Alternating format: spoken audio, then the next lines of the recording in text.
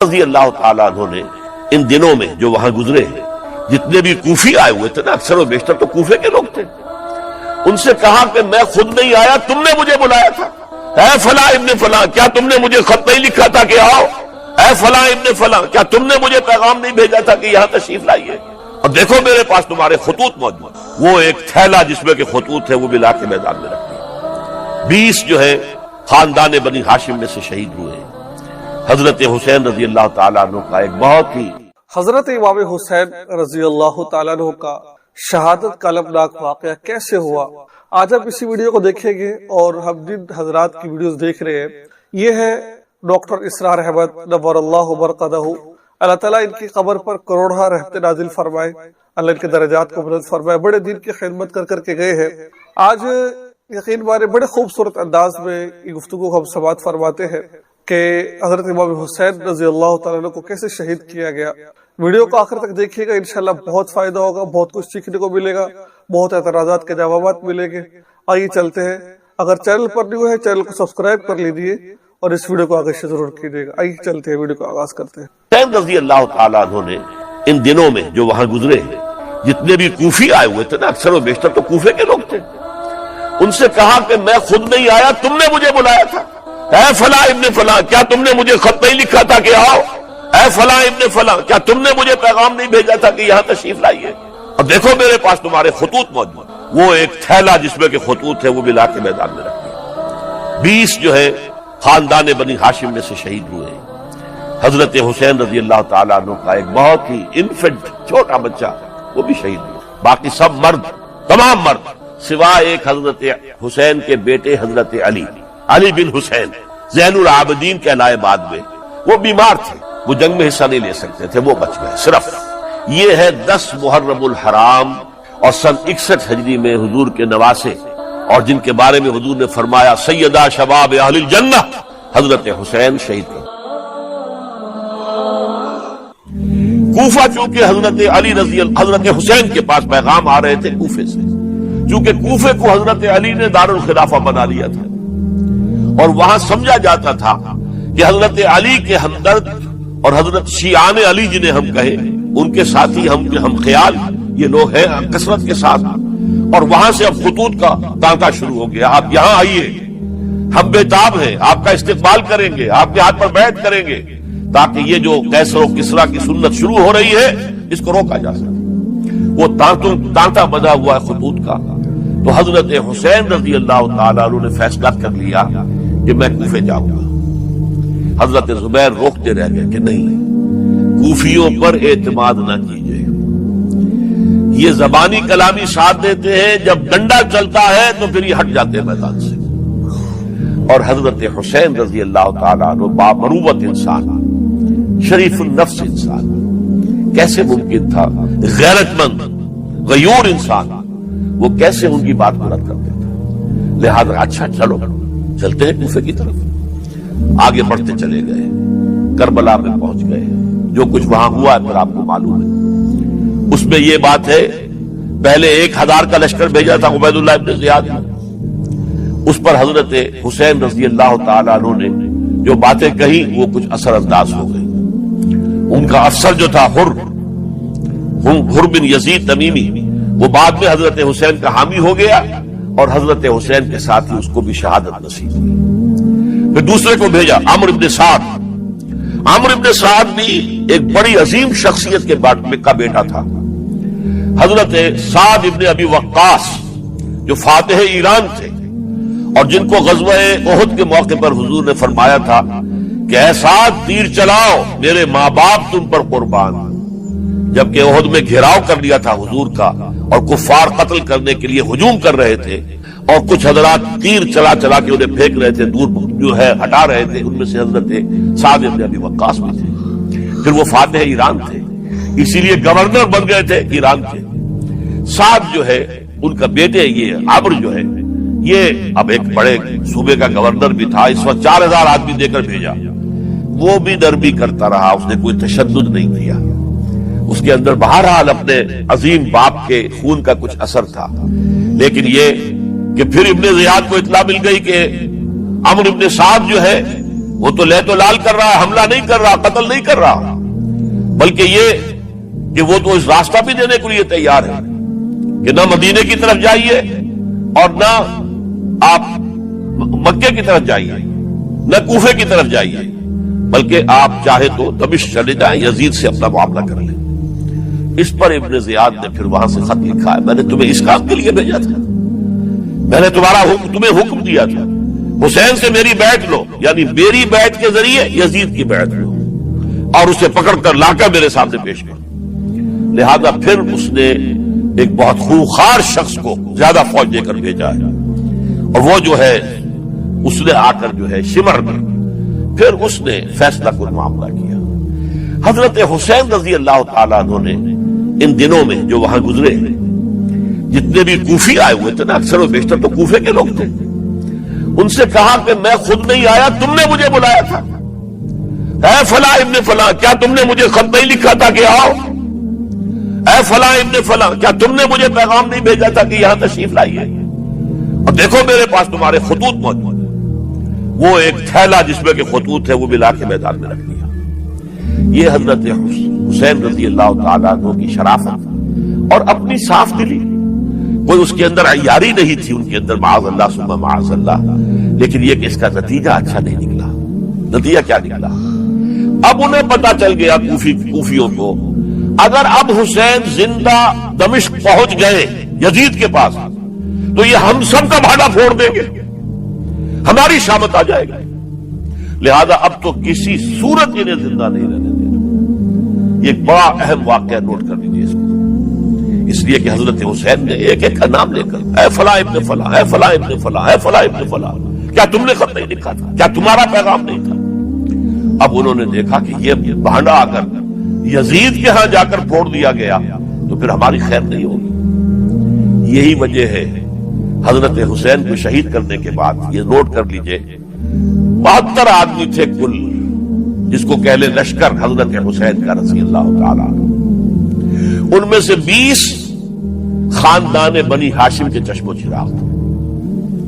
وہ بڑی بہادری سے لڑے، بڑی بہادری سے لڑے، ایک ایک نے لڑ کر جان دی ہے، بہت سو کو مارا۔ یقاتلون فی سبیل اللہ فیقتلون ویقتلون، قتل کر بھی رہے تھے، قتل ہو بھی رہے تھے، ایک ایک کر کے قتل ہو رہے تھے، شہید ہو رہے تھے۔ 20 جو ہے خاندان بنی ہاشم میں سے شہید ہوئے۔ حضرت حسین رضی اللہ تعالیٰ عنہ کا ایک بہت ہی انفنٹ چھوٹا بچہ وہ بھی شہید ہوا ہے۔ باقی سب مرد، تمام مرد، سوائے ایک حضرت حسین کے بیٹے حضرت علی بن حسین زین العابدین کہلائے بعد میں، وہ بیمار تھے، وہ جنگ میں حصہ نہیں لے سکتے تھے، وہ بچ گئے صرف۔ اچھا، حضرت حسین شہید ہو گئے، یہ ہے 10 محرم الحرام سن 61 ہجری۔ کیا مطلب ہے؟ حضور کے انتقال کے ٹھیک 50 برس بعد، سن 11 ہجری میں حضور کا انتقال، اور سن 61 ہجری میں حضور کے نواسے، اور جن کے بارے میں حضور نے فرمایا سیدہ شباب اہل الجنہ، حضرت حسین شہید کر دیے گئے۔ اور اس کے بعد اس لشکر نے خیموں کو آگ لگا دی۔ یہاں نقطہ سمجھ لیجیے، آگ کیوں لگائی؟ انہیں معلوم تھا ہمارے خلاف ڈاکومنٹری پروف موجود ہے وہاں پر، وہ ہمارے خطوط کے تھیلے وہاں موجود ہیں، اگر وہ باقی رہ گئے تو ہماری شامت آ جائے گی، ہمیں کون بچائے گا؟ تاکہ وہ ریکارڈ جو ہے ان کا وہ تلف ہو جائے، سارے خطوط جو ہیں وہ جل جائیں، تاکہ ان کے خلاف ثبوت باقی نہ رہے۔ یہ عظیم سانحہ کربلا، کتنی خوبصورت انداز میں گفتگو کو سماعت فرمایا، بہت ہی زیادہ ایمان افروز واقعہ تھا جو ڈاکٹر اسرار احمد نے مختصر سے انداز میں اس کو بیان کر دیا ہے۔ کتنی خوبصورت بات کہی ہے جو لوگوں کو سمجھ نہیں آتی ہے۔ بھئی یزید کو اس کے بارے میں علم نہیں تھا کہ حضرت امام حسین کو شہید کیا گیا ہے، یہ سب واقعہ آپ نے سنا، یہ میں تھوڑی کہہ رہا ہوں، کتابوں میں یہ بات لکھی ہوئی۔ آج تو آپ نے ڈاکٹر اسرار احمد نور اللہ مرقدہ کی زبانی بھی اس گفتگو کو سماعت فرمایا، تو لہٰذا ایسے فضول باتیں نہ کیا کریں، علماء کو، اکابرین کو سنا کریں، ان کی باتوں میں اللہ نے بڑی کشش رکھی ہوئی ہے۔ مجھے امید ہے کہ آپ کو بہت کچھ سیکھنے کو ملا ہوگا۔ دعا میں یاد رکھیں، چینل کو سبسکرائب کر لیجیے، ویڈیو کو آگے سے ضرور کیجیے گا۔ السلام علیکم ورحمۃ اللہ۔ کیونکہ آیت نمبر 2 آپ اچھی طرح پڑھ لیں، اپنا سامنے رکھیے، اور اس کے حوالے سے یہ بات سمجھ لی، ایام معدودات، یہ دن ہیں چند گنتی کے۔ مجھے حیرت ہوتی ہے کہ جدید جو مفسرین ہیں جنہوں نے اردو میں ترجمے کیے ہیں، تفسیریں کی ہیں، ان سب کی نگاہوں سے یہ بات اوجھل رہی کہ یہ در حقیقت رمضان کے روزے کا ذکر نہیں ہے، بلکہ اس ابتدائی حکم سے متعلق ہے کہ جو ہر مہینے میں 3 دن کے روزے رکھنے کا حضور نے دیا تھا۔ لیکن یہ کہ میرا اپنا ذاتی واقعہ یہ ہے زندگی کا، اور یہ اہم واقعات میں سے ہے، میں جب میڈیکل کالج میں پڑھتا تھا، سمجھیے 19-20 سال کی میری عمر، اس وقت بھی مجھے یہ احساس ہوا تھا کہ یہ جو 2 آیات آئی ہیں یہاں ایک دوسرے کے تقابل میں، یہ بیک وقت نازل نہیں ہو سکتی، ان میں وقفہ ہوگا، اور یقیناً پہلا حکم کسی اور پس منظر میں ہے، دوسرا حکم جو بعد میں ہم دیکھیں گے وہ کسی اور پس منظر۔ تو میری رائے یہ تھی، اور میں اس پر قائم بھی تھا، بیان بھی کرتا تھا، لیکن ڈرتا تھا، اس لیے کہ اس وقت تک جتنی تفسیریں میں نے دیکھی تھی، ترجمے دیکھے تھے، ان میں سے کسی نے یہ بات کہی نہیں تھی۔ تو ایک آدمی اپنی رائے کے اوپر اتنی بڑی بات کہہ دے تو میں ڈرتا رہتا تھا، لیکن کہتا تھا کہ میری رائے یہی ہے۔ پھر اتفاق سے جماعت اسلامی ہند کا ترجمان ہوتا تھا ماہنامہ زندگی، عروج احمد قادری صاحب اس کے مدیر تھے۔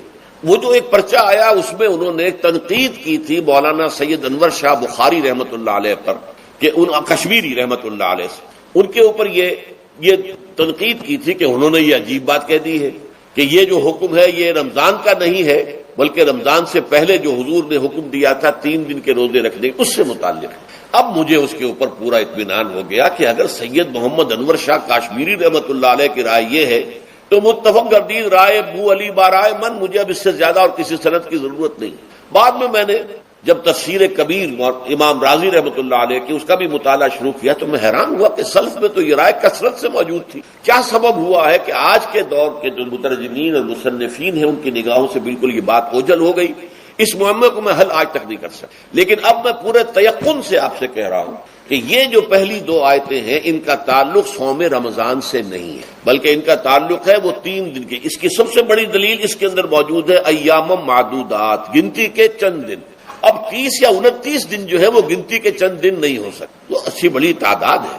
پھر یہ ہے کہ یہ معدودات جو ہے اس کو کہا جاتا ہے جمع قلت، یہ زیادہ سے زیادہ 9 پر اس کا اطلاق ہوتا ہے، اس وزن پر جو جمع آتی ہے، اور اس میں جو ہے خود قرآن مجید میں حج کے سلسلے میں منا کے قیام کے ضمن میں الفاظ آئے ہیں، ایام معدودات، فمن تعجل فی یومین فلا اسم علیہ ومن تاخر فلا اسم علیہ۔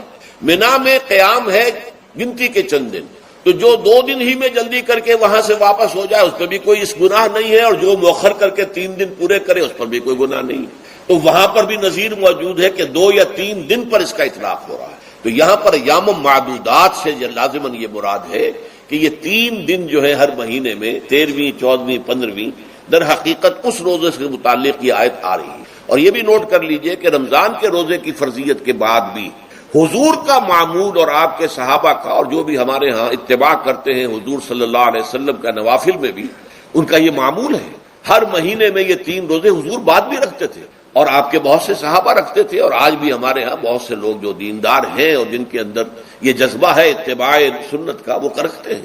13ویں، 14ویں اور 15ویں تاریخوں کا ان کو ایام 20 کہتے ہیں۔ اس کی راتیں روشن ہوتی ہیں، 13ویں رات، 14ویں رات، 15ویں رات، چاند جو ہے اس کے اندر آپ کو معلوم ہوتا ہے 14ویں کو تو مکمل ہوتا ہی ہے، 13ویں اور 15ویں کا بھی تقریباً مکمل ہے۔ تو ایام 20 کے روزے جو ہیں بعد میں بھی برقرار رہے ہیں، لیکن نفلاً، فرض اس کے بعد جو ہے وہ رمضان کے روزے ہو گئے۔ تو ایام معدودات یہ دن ہیں گنتی کے۔ فمن کان منکم مریض او علی سفر فعدۃ من ایام اخر، تو جو کوئی بھی تم میں سے ہو بیمار یا سفر پر تو وہ تعداد پوری کر لے دوسرے دنوں۔ گویا کہ اب اگلی کے ایک تو یہ رعایت ہو گئی، دوسری رعایت قال الذین یطیقونہ فدیۃ طعام مسکین، اور ان لوگوں کے ذمے کے جو اس کی طاقت رکھتے ہوں، یعنی مریض بھی نہیں ہے، صحت مند ہے، روزہ رکھ سکتے ہیں، سفر بھی نہیں ہے، سفر پر نہیں ہے، مقیم ہے، روزہ رکھ سکتے، پھر بھی نہ رکھیں تو ان کے لیے بھی ایک اختیار، اسی لیے میں نے لفظ استعمال کیا تھا وجوب علی التخییر، واجب تو ہے لیکن اس میں ایک اختیار دے دیا گیا ہے۔ وہ اختیار کیا ہے؟ فدیۃ طعام مسکین، تو پھر یہ ہے کہ ایک مسکین کو کھانا کھلا دینا، فدیہ کہتے ہیں کسی چیز کا بدل ہو جائے، جیسے کہ جنگی مجرم ہے اس کا فدیہ ہے، گویا کہ اس کو دے کر وہ پھر آزاد ہو جائے گا، فدیہ اس کو کہتے ہیں۔ ففدیۃ طعام مسکین، لیکن یہ ہے کہ فمن تطوع خیرا فهو خیر اللہ، اور جو نیکی سے خیر کرنا چاہے مزید تو وہ اس کے لیے بہتر ہے، ایک کے بجائے 2 کو کھلائے، 3 کو کھلائے، 4 کو کھلائے، 10 کو کھلائے، تو یہ تو ترغیب ہے، لیکن کم سے کم ایک مسکین کو کھانا کھلانا 2 وقت کا۔ وَأَن تَصُومُوا خَيْرٌ لَكُمْ، اب دیکھیے یہ لفظ بول رہے ہیں، اگر تم روزہ رکھو تو یہ تمہارے حق میں بہتر ہے، یعنی اگرچہ اختیار تمہیں دے دیا ہے، اختیار یہ ہے کہ روزہ رکھو، اگر نہ رکھو تو فدیہ دے دو 1 مسکین کا کھانا، لیکن اگر تم روزہ رکھو، ان کنتم تعلمون، اگر حقیقت میں تم علم رکھتے ہو کہ روزے کے اندر کیا کیا برکات ہیں، تو تمہیں روزہ لازماً رکھنا چاہیے۔ تشویق اور ترغیب موجود ہے، لیکن یہ کہ اس کی فرضیت یا وجوب نہیں ہے۔ یہ تھا ابتدائی حکم روزے کی ضمن میں۔ اب اس کے بعد اگلی آیت جو ہے اس کے بھی پہلے حصے کو مت پڑھیے، شہر رمضان الذی انزل فیہ القرآن، اس کے بارے میں تو بعد میں گفتگو ہوگی، بینات من الہدی والفرقان، لیکن اگلا جملہ فمن شہد منکم الشہر فلیصم، اب یہ رمضان کے روزے کی فرضیت کا حکم ہے۔ رمضان کا مہینہ وہ ہے جس میں قرآن نازل کیا گیا، اس کے بارے میں جیسا کہ میں نے عرض کیا پھر بعد میں عرض کروں گا، لیکن جو شخص بھی تم میں سے موجود ہو اس مہینے میں، اپنے گھر میں موجود ہے، اپنے شہر میں موجود ہے، سفر پر نہیں ہے، یا یہ ہے کہ جو شخص بھی اس مہینے کو پائے، اس کی زندگی میں یہ مہینہ آ جائے، یہ برکتوں کا ایک موقع اسے مزید حاصل ہو جائے، فلیصم، یہ امر کا صیغہ ہے، یہ وجوب ہے مطلقاً۔ اب اس میں جو 2 رعایتیں پہلے دی گئی تھی ان میں سے ایک کو برقرار رکھا، وَمَنْ كَانَ مَرِيضًا أَوْ عَلَى سَفَرٍ فَعِدَّةٌ مِّنْ أَيَّامٍ أُخَرَ، یہی وہ الفاظ ہیں جن کی بنا پر میرا گمان اس وقت بھی یہ تھا کہ یہ 2 بیک وقت نازل نہیں ہو سکتی آیات، یہ جو تکرار ہے بے معنی تکرار ہو جائے گی پھر اگر ایک ہی وقت میں نازل ہو رہی ہے، اور قرآن مجید کی فصاحت اور بلاغت سے یہ چیز بعید ہے کہ وہاں پر اس طرح کی تکرار بلا سبب ہو رہی ہے۔ قرآن میں اور بہت سی آیات ہیں جن میں کہ آپ کو معلوم ہے کہ پورا رکوع ہے سورہ مزمل کا، جس میں قیام اللیل کا حکم ہے، پھر اسی کے آخر میں وہ آیت شامل کر دی گئی ہے جو کم سے کم 1 سال بعد نازل ہوئی، جس میں کہ رات کے قیام کا وجوب ختم کر دیا گیا، اور صرف یہ کہ جتنا بھی تم سے ممکن ہو سکا کرو، ضروری نہیں ہے کہ تہائی شب ہو، آدھی ہو، 2 تہائی ہو، جتنا بھی ممکن ہو قرآن پڑھا کرو رات کو، گویا کہ وہ فرضیت جو تھی قیام اللیل کی وہ ختم ہو گئی۔ تو اس حوالے سے وہ جو ناسخ ہے، منسوخ کرنے والی آیت بھی اس کے ساتھ ہی رکھ دی گئی ہے تاکہ وہ جو اصل حکم تھا وہ بھی برقرار سامنے رہے، اور جس نے آ کر اسے منسوخ کیا وہ بھی برقرار رہے اور سامنے رہے۔ اسی طرح یہاں پر بھی یہ حکم آیا، کتنے عرصے کے بعد آیا یہ مجھے معلوم نہیں، لیکن یہ کچھ عرصے کے بعد آیا ہے کہ رمضان کا مہینہ وہ ہے کہ جس میں قرآن نازل کیا گیا ہے۔ اب جو شخص بھی اس مہینے کو پائے اس پر لازم ہے کہ اس کے روزے رکھے۔ ہاں، من کان مریضا او علی سفر، جو شخص ہو مریض، بیمار ہو یا سفر پر ہو، فعدۃ من ایام اخر، تو وہ تعداد پوری کر لے دوسرے دنوں میں۔ یرید اللہ بکم اليسر ولا یرید بکم العسر، اللہ تمہارے ساتھ آسانی چاہتا ہے، سختی نہیں چاہتا۔ یہ اصل میں کیوں کہا ہے اس کی وجہ سمجھ لیجئے، آج بھی آپ کو اپنے ہاں ایسے لوگ مل جائیں گے جن کا تقویٰ کا تصور اتنا غلط ہو گیا ہے کہ 104 درجے کا بخار ہے، روزہ چھوڑنے کو تیار نہیں۔ بھلے آدمیوں، اللہ نے تمہیں ایک رخصت دی ہوئی ہے تو خام خواہ اپنے اوپر یہ شدت کیوں لے رہے ہیں؟ لیکن لیتے، روزہ چھوڑنے کو تیار، روزہ قضا نہیں کروں، سفر پر جا رہے ہیں اور روزہ قضا کرنے کو تیار نہیں۔ ایک موقع پر ایک غزوے کے دوران ایسا ہوا کہ کچھ لوگوں نے روزہ رکھا ہوا تھا، لیکن وہ اتنے یوں سمجھیے مزمحل ہو گئے کہ جب پڑاؤ پر پہنچے تو جن کا روزہ نہیں تھا انہوں نے تو بڑی چاق و چوبند طریقے سے خیمے نصب کیے، سارا بندوبست کیا، اور یہ جا کر بے سدھ ہو کر بے ہوش ہو کر گر پڑے۔ تو حضور نے فرمایا ان کو دیکھ کر، لیس من البر الصیام فی السفر، سفر میں روزہ رکھنا یہ کوئی نیکی کا کام نہیں ہے، یہ نیکی کا غلط تصور ہے کہ جو تم نے اپنے اختیار کر لیا، یہ تمہارے اندر تشدد پسندی پیدا ہو رہی ہے۔ دین کے احکام میں جو مقصد ہے وہ کیا ہے؟ یرید اللہ بکم اليسر ولا یرید بکم العسر۔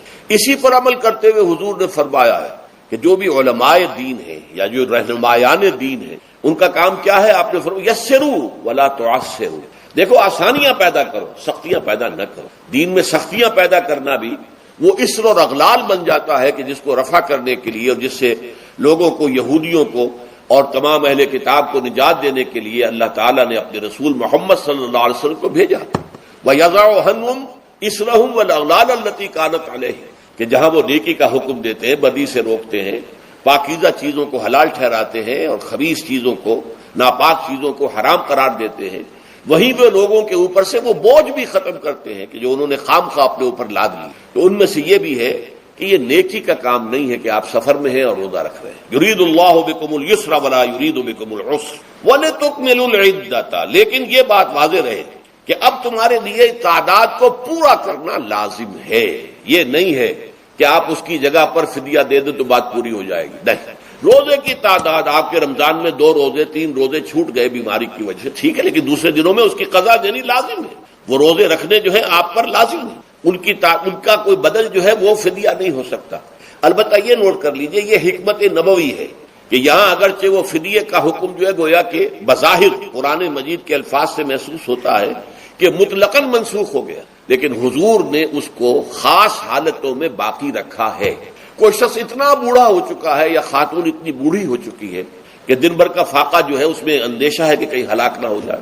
کوئی مریض ہے، مرد ہے یا عورت ہے، وہ ڈائبٹیز کی مریضہ ہے، اس کو وہ شوگر کا مرض ہے اور وہ اس کو برداشت نہیں کر سکتی، شوگر لیول بہت نیچے ہو جائے تو موت واقع ہو سکتی. کوئی ایسا مریض ہے جس کو مرض سے شفا پانے کی اب کوئی امید ہے ہی نہیں کہ میں مرض سے شفا پا جاؤں گا یا پا جاؤں گی تو اس کے بعد میں روزہ مکمل کر دوں گی. نہیں، ایسے لوگوں کے لیے حضور نے اس رعایت کو برقرار رکھا کہ ایسے لوگ اگر ایک مسکین کو کھانا کھلا دیں تو یہ فدیہ بن جائے. لیکن جو بھی شخص صحت مند ہو اور صحت کی توقع رکھتا ہو اور جو شخص بھی طاقت رکھتا ہو روزے کا قضا کر دینے کا، اس کے لیے لازم ہے کہ روزوں کی قضا کرے. وَلِتُکْمِلُوا الْعِدَّةَ